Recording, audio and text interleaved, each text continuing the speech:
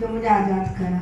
Night प्रार्थना थी और नाइट प्रार्थना में वचन चल रहा था और एक ही वचन था परमेश्वर का, सबके लिए छुटकारे का था और चंगाई का भी था और आज़ादी का भी था।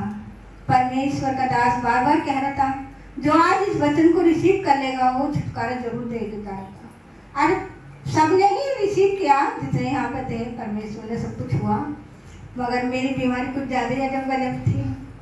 मैं अपनी बीमारी को घोषणा भी बहुत दिन से कर रही थी, सब कुछ कर रही थी, मगर फिर इग्नोर भी कर रही थी। बाकी मैं थकावट की वजह से ज़्यादा परेशान हो जाती हूँ, ज़्यादा काम कर लेती, हो सकता है मेरा इसी वजह से दर्द रहने लगा।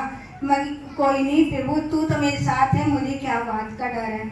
मैं यही कहती हूँ मगर प्रभु जब तू मेरे अंदर है तो संसार से बड़ा है, मुझे कोई विपत्ति तो नहीं आने की, क्योंकि तूने वचन भी दिया ना दिन की दोपहर से ना रात की चांदनी से तुझे कोई घटी होगी।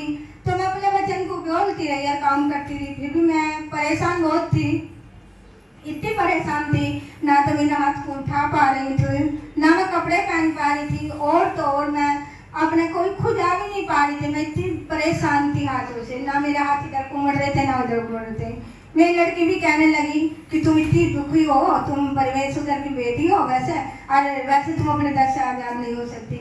मैं कि नहीं, प्रभु ने मुझे आज़ाद कर रखा, काम कर रही हूँ, मैं सब कुछ कर रही, और क्या चाहिए मुझे, मैं कोई बीमार थोड़ी ना हूँ। ये तो हो रहा है, हो जाएगा, ठीक हो जाए, कोई नहीं। प्रभु का फिर भी धन्यवाद करती हूँ कि उस रात को मेरे लिए भी वही वचन था।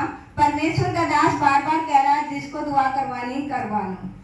अब मैं ये कह रही क्या दुआ करवाऊँ, ठीक तो हूँ। फिर भी मैं आई और परमेश्वर के दास के पास, परमेश्वर के दास ने मेरी दुआ करी और मेरे अंदर से वो दुखी आत्मा निकली और मुझे आज़ाद करा। प्रभु का मैं धन्यवाद करती। आज मेरा यहाँ हाथ भी उठ रहा, आज तो ये हाथ मुड़ गया था यहाँ से। हालेलुया।